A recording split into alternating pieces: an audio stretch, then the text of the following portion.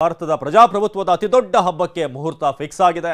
ಇಡೀ ದೇಶವೇ ಎದುರು ನೋಡುತ್ತಿದ್ದಂತ ಚುನಾವಣೆಯ ದಿನಾಂಕ ಘೋಷಣೆ ಆಗಿದೆ.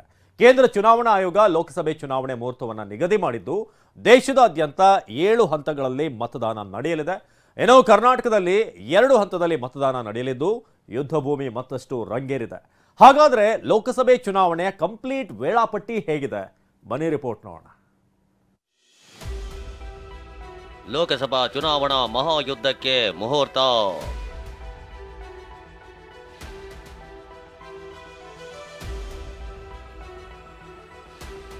ದೇಶಾದ್ಯಂತ 7 ಹಂತದಲ್ಲಿ ಮತದಾನ. June 4ಕ್ಕೆ result.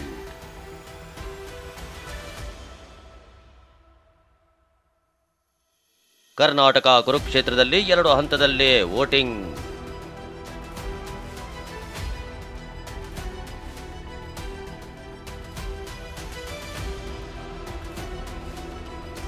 ಮಹಾಸಮರ.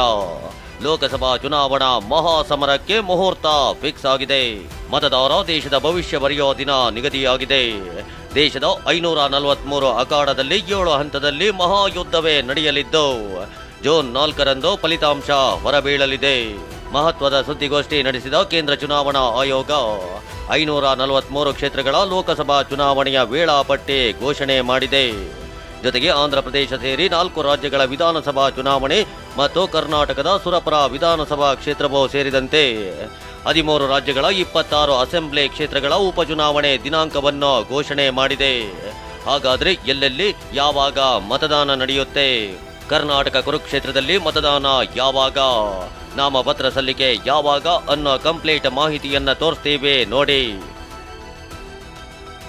ಒಟ್ಟು 7 ಹಂತದಲ್ಲಿ ಮತದಾನ ನಡೆಯಲಿದ್ದು ಜೂನ್ 4ರಂದು ಮತ ಎಣಿಕೆ ನಡೆಯಲಿದೆ. ಏಪ್ರಿಲ್ 19ಕ್ಕೆ 102 ಕ್ಷೇತ್ರದಲ್ಲಿ ಮೊದಲ ಹಂತದ ಮತದಾನ ನಡೆಯಲಿದೆ. ಹಾಗೆಯೇ ಏಪ್ರಿಲ್ 26ಕ್ಕೆ 89 ಕ್ಷೇತ್ರಗಳಲ್ಲಿ, ಮೇ 7ಕ್ಕೆ 94 ಕ್ಷೇತ್ರದಲ್ಲಿ, ಮೇ 13ಕ್ಕೆ 96 ಕ್ಷೇತ್ರಗಳಲ್ಲಿ, ಮೇ 20ಕ್ಕೆ 49 ಕ್ಷೇತ್ರಗಳಲ್ಲಿ, ಮೇ 25ಕ್ಕೆ 56 ಕ್ಷೇತ್ರಗಳಲ್ಲಿ ಮತದಾರರು ತಮ್ಮ ಹಕ್ಕು ಚಲಾಯಿಸಲಿದ್ದಾರೆ. ಜೂನ್ 1ರಂದು ಅಂತಿಮ ಮತ್ತು 7ನೇ ಹಂತದ ಮತದಾನ ನಡೆಯಲಿದ್ದು 57 ಕ್ಷೇತ್ರದಲ್ಲಿ ವೋಟಿಂಗ್ ನಡೆಯಲಿದೆ. Schedule of the Lok Sabha poll, phase 1. We'll do it in 7 phases, as was done last time. 7 phases. ಕರ್ನಾಟಕದಲ್ಲಿ 2 ಹಂತದಲ್ಲಿ ಮತದಾನ.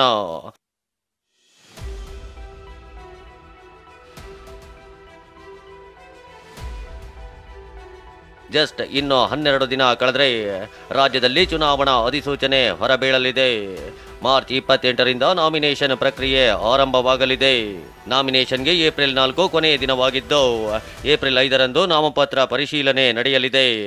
ಏಪ್ರಿಲ್ 8ರೊಳಗೆ ನಾಮಪತ್ರ ವಾಪಸ್ ಪಡೆಯಲು ಅವಕಾಶವಿದೆ. ಕರ್ನಾಟಕದಲ್ಲಿ ಏಪ್ರಿಲ್ 26ಕ್ಕೆ ಮತದಾನ ನಡೆಯಲಿದ್ದು ಜೂನ್ 4ರಂದು ಫಲಿತಾಂಶ ಹೊರಬೀಳಲಿದೆ. ರಾಜ್ಯದಲ್ಲಿ ಮೊದಲ ಹಂತದಲ್ಲಿ ಎಲ್ಲೆಲ್ಲಿ ಮತದಾನ ನಡೆಯಲಿದೆ ಅಂತ ನೋಡೋದಾದ್ರೆ ಏಪ್ರಿಲ್ 26ಕ್ಕೆ ದಕ್ಷಿಣ ಕರ್ನಾಟಕದ 14 ಕ್ಷೇತ್ರದಲ್ಲಿ ಮೊದಲ ಹಂತದ ಮತದಾನ ನಡೆಯಲಿದೆ. ಉಡುಪಿ, ಚಿಕ್ಕಮಗಳೂರು, ಹಾಸನ, ದಕ್ಷಿಣ ಕನ್ನಡ, ಚಿತ್ರದುರ್ಗ, ತುಮಕೂರು, ಮಂಡ್ಯ, ಮೈಸೂರು, ಕೊಡಗು, ಚಾಮರಾಜನಗರ, ಬೆಂಗಳೂರು ಗ್ರಾಮಾಂತರ, ಬೆಂಗಳೂರು ಉತ್ತರ, ಬೆಂಗಳೂರು ಕೇಂದ್ರ, ಬೆಂಗಳೂರು ದಕ್ಷಿಣ, ಚಿಕ್ಕಬಳ್ಳಾಪುರ, ಕೋಲಾರ ಕ್ಷೇತ್ರಗಳಲ್ಲಿ ಮತದಾರರು ಹಕ್ಕು ಚಲಾಯಿಸಲಿದ್ದಾರೆ. ಇನ್ನು ರಾಜ್ಯದಲ್ಲಿ 2ನೇ ಹಂತದ ಮತದಾನಕ್ಕೆ ಏಪ್ರಿಲ್ 12ರಿಂದ ಅಧಿಸೂಚನೆ ಹೊರಬೀಳಲಿದ್ದು ಅಂದಿನಿಂದಲೇ ಉಮೇದುವಾರಿಕೆ ಸಲ್ಲಿಕೆ ಆರಂಭವಾಗಲಿದೆ. ಏಪ್ರಿಲ್ 19ರಂದು ನಾಮಿನೇಷನ್ ಸಲ್ಲಿಕೆಗೆ ಕೊನೆಯ ದಿನವಾಗಿದ್ದು ಏಪ್ರಿಲ್ 20ರಂದು ನಾಮಪತ್ರ ಪರಿಶೀಲನೆ ನಡೆಯಲಿದೆ. ಏಪ್ರಿಲ್ 22ರೊಳಗೆ ನಾಮಪತ್ರ ವಾಪಸ್ ತೆಗೆದುಕೊಳ್ಳೋಕೆ ಅವಕಾಶವಿದೆ. ರಾಜ್ಯದಲ್ಲಿ 2ನೇ ಹಂತದ ಮತದಾನ ಮೇ 7ರಂದು ನಡೆಯಲಿದ್ದು ಜೂನ್ 4ರಂದು ಫಲಿತಾಂಶ ಹೊರಬೀಳಲಿದೆ. ಮೇ 7ಕ್ಕೆ ಉತ್ತರ ಕರ್ನಾಟಕದ 14 ಕ್ಷೇತ್ರದಲ್ಲಿ 2ನೇ ಹಂತದ ಮತದಾನ ನಡೆಯಲಿದೆ. ಬೆಳಗಾವಿ, ಬಳ್ಳಾರಿ, ಚಿಕ್ಕೋಡಿ, ಹಾವೇರಿ, ಗದಗ, ಕಲಬುರಗಿ, ಬೀದರ್, ಧಾರವಾಡ, ಕೊಪ್ಪಳ, ರಾಯಚೂರು, ಉತ್ತರ ಕನ್ನಡ, ದಾವಣಗೆರೆ, ಶಿವಮೊಗ್ಗ, ಬಾಗಲಕೋಟೆ, ವಿಜಯಪುರದಲ್ಲಿ ವೋಟಿಂಗ್ ನಡೆಯಲಿದೆ. ಇನ್ನು ಕರ್ನಾಟಕದಲ್ಲಿ ಒಟ್ಟು 5,42,00,000 ಮತದಾರರಿದ್ದಾರೆ. ಬೆಂಗಳೂರು ಉತ್ತರ ಲೋಕಸಭಾ ಕ್ಷೇತ್ರದಲ್ಲಿ ಅತಿ ಹೆಚ್ಚು ಮತದಾರ ಪ್ರಭುಗಳಿದ್ರೆ ಉಡುಪಿ ಚಿಕ್ಕಮಗಳೂರು ಅತಿ ಕಡಿಮೆ ಮತದಾರರನ್ನ ಹೊಂದಿರೋ ಕ್ಷೇತ್ರವಾಗಿದೆ. 5,40,00,000 2,08,088 ಜನ ಮತದಾರರಿದ್ದಾರೆ. ನಮ್ಮ ರಾಜ್ಯದಲ್ಲಿ total number of polling station ಇವತ್ತು 58,834, 58,834. ಅಲ್ಲಿ ಅರ್ಬನ್ ಪೋಲಿಂಗ್ ಸ್ಟೇಷನ್ ನೋಡಿದರೆ 21,682, 21,682, and urban rural polling station around 37,152. ಹಕ್ಕು ಚಲಾಯಿಸಲು 97 ಕೋಟಿ ಮತದಾರರು ಸಜ್ಜು.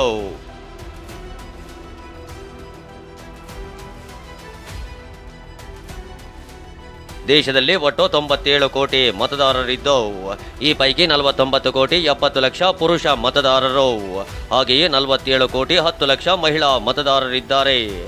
1 ಕೋಟಿ 80 ಲಕ್ಷ ಜನರು ಮೊದಲ ಬಾರಿಗೆ ಮತ ಚಲಾಯಿಸಲಿದ್ದಾರೆ. 48,000 ತೃತೀಯ ಲಿಂಗಿ ಮತದಾರರು, 85 ವರ್ಷ ಮೇಲ್ಪಟ್ಟವರು 82 ಲಕ್ಷ ಮತದಾರರಿದ್ದಾರೆ.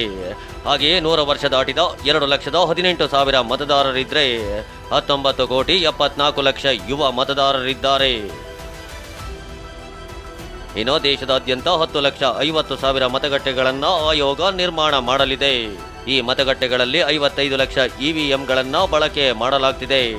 ಜೊತೆಗೆ 1,50,000 ಸಿಬ್ಬಂದಿ ಚುನಾವಣಾ ಕರ್ತವ್ಯದಲ್ಲೇ ಪಾಲ್ಗೊಳ್ಳಲಿದ್ದಾರೆ. ಇನ್ನು ಆಪ್ ಮೂಲಕ ಅಭ್ಯರ್ಥಿಗಳ ಅಪರಾಧ ಮಾಹಿತಿಯನ್ನ ಮತದಾರರಿಗೆ ಆಯೋಗ ನೀಡಲಿದೆ. ಜೊತೆಗೆ ಮತದಾರರೇ ಅಕ್ರಮದ ಫೋಟೋ, ವಿಡಿಯೋಗಳನ್ನು ಅಪ್ಲೋಡ್ ಮಾಡಲು ಅವಕಾಶ ಕಲ್ಪಿಸಲಾಗಿದ್ದು, ಮತದಾರರೇ ಅಕ್ರಮ ಬಯಲು ಮಾಡಲು ಅವಕಾಶ ಕಲ್ಪಿಸಲಾಗಿದೆ. ಮತದಾರರು ನೀಡಿದ ಮಾಹಿತಿ ಆಧರಿಸಿ ಆಯೋಗ ಕ್ರಮ ಕೈಗೊಳ್ಳಲಿದೆ. ಇನ್ನು ಎಲ್ಲ ಮತಗಟ್ಟೆಗಳಲ್ಲಿ ನೀರು ಮತ್ತು ಶೌಚಾಲಯ, ವೀಲ್ಚೇರ್, ಹೆಲ್ಪ್ ಡೆಸ್ಕ್, ವಿದ್ಯುತ್ ಸೇರಿದಂತೆ ಎಲ್ಲ ಮೂಲ ಸೌಕರ್ಯ ಕಲ್ಪಿಸಲಾಗುತ್ತೆ. ಇನ್ನು 85 ವರ್ಷ ಮೇಲ್ಪಟ್ಟವರು ಮತ್ತು ದಿವ್ಯಾಂಗರಿಗೆ ಮನೆಯಿಂದಲೇ ಹಕ್ಕು ಚಲಾಯಿಸಲು ಅವಕಾಶ ನೀಡಲಾಗಿದೆ.